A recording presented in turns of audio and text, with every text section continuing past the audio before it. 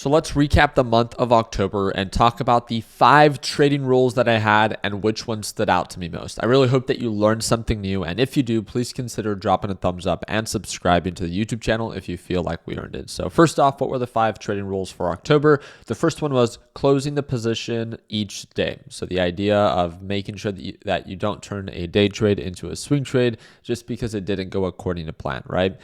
The second rule was allow the market to paint the picture for the day. How many times have you entered a position right when market opens and then, 5, 10, maybe even just 30 minutes later, direction, right, becomes much more clear because you've given the market time to identify its direction for the day, allowing the market to paint its picture for the day. But again, if you jump in too early, you don't really give the market the time or really give yourself enough data to go off of to make a more informed decision. So that's the idea behind that trading rule. So get better at closing a position at resistance regardless of the dollar amount. So that's just something of like, hey, if it's showing signs of a resistance or you're at an overbought level, never be afraid to lock in profits, right? And not to overthink it. The fourth one is make your money and walk away.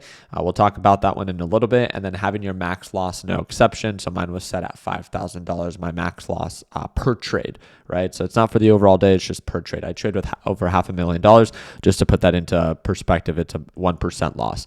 The biggest trading rule that stood out to me in the month of October, and I'm not going to sugarcoat it. I want to expand on it, but I thought this is why it would be super valuable for you guys, because I know it is for me, is closing the position each day 100%. Out of all of them, I would have to say, allowing the market to paint its picture for the day, super, super important. Getting better at locking in profits at signs of a resistance, I've always been okay and pretty good at already doing that. So it wasn't a super hard habit to improve on. Make your money and walk away. I would kind of say those two. So the make your money and walk away and close your position 100% each day are the two biggest rules that stood out to me. And the reason why is I often find myself, especially if I exceed my daily goal of, if I hit over 6K for the day, I often find myself, if it's still 1 or 2 hours within the market open, I'm still trading. And one thing that I explained and expressed to my LPP team is sometimes I'm still trading as if I haven't even taken a position, right? Or if I'm not even at my daily goal. And my biggest takeaway from that is that when I continue to trade and I've already exceeded my goal, when you continue to trade, it's not guaranteed that you're going to make even more money, right?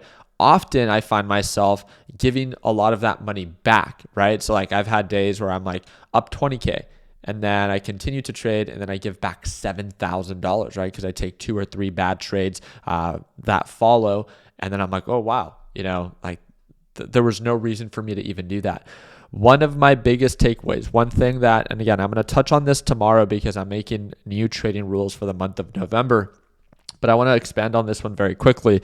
I cannot stress how important it is that when you hit your daily target or that you see that the market is not super clear anymore. I mean, this week is not a good example because direction has been super clear, right? At least this past week that just happened. The NASDAQ market was super bullish. You could see, right, the really nice push up.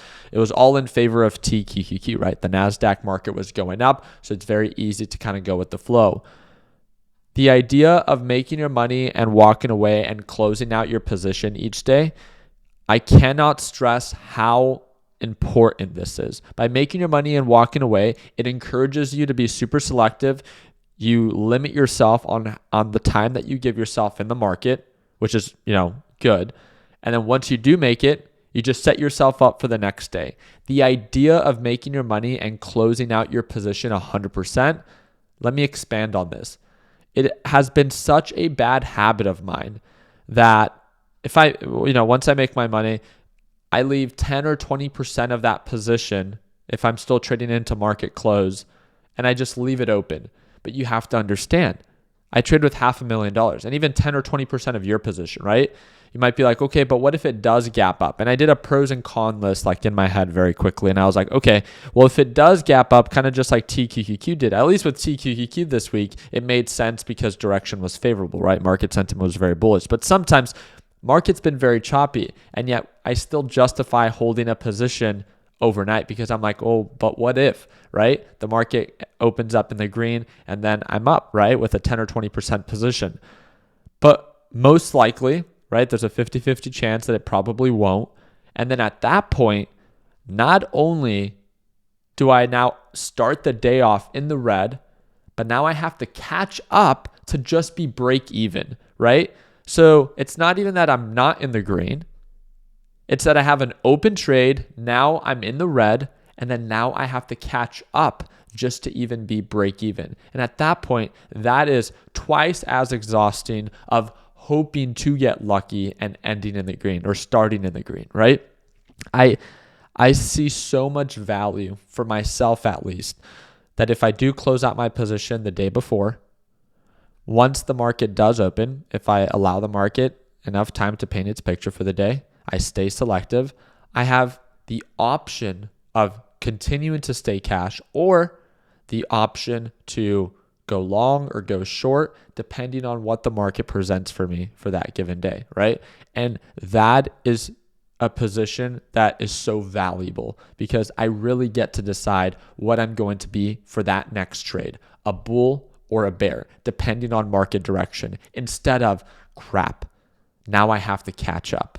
Now I have to make back the money that I'm down because I carried over a position on the day. Now that's counterproductive. And if we're talking about building healthy habits, I don't see holding a position overnight, hoping to get lucky when obviously market sentiment is not clear. Now, again, if you're entering a swing trade, that's a different story. If market sentiment is very clear and it continues to show signs of progress, then again, you can justify it with that because you have a reason why.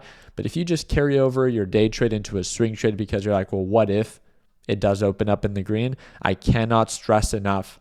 It brings on so much more stress just to carry over that position and possibly open up in the red. You're just putting yourself in a more challenging position, especially if you're under the PDT rule, right? Because you're going to waste day trades. You're starting off in the red and you're going to be wasting day trades just to get back to zero, right? So why even do that? So for me, it's much more peace in mind, starting clean every morning, giving the market the time that it needs, being selective, and then choosing what I want to trade instead of feeling like I need to catch up. And to me, that was one of my biggest takeaways in the month of October that I'm going to work on in the month of November, of walking away when I hit my daily goal, even if it's at 8 a.m. or 10 a.m., just respecting the market enough. It's not about respecting me. It's about respecting the market enough that I know I can give some back. And at that point, right, just knowing when to walk away and to not be afraid to close out the position 100% because of the peace of mind that it provides the next day. To me, those are such valuable habits I want to work on that I really feel can make a big difference long term. And again, that's what it's all about, right?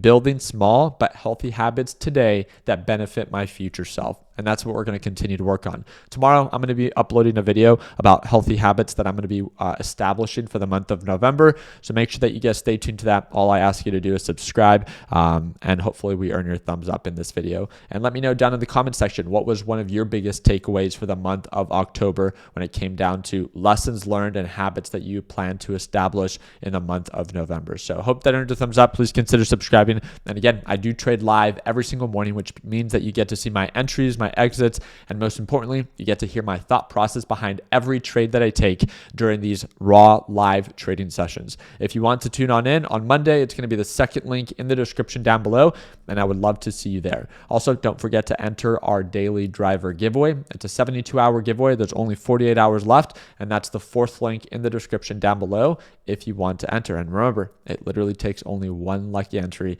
to walk away with either one of those BMWs. Like always, let's make sure that we end the year on a green note. Take care, team.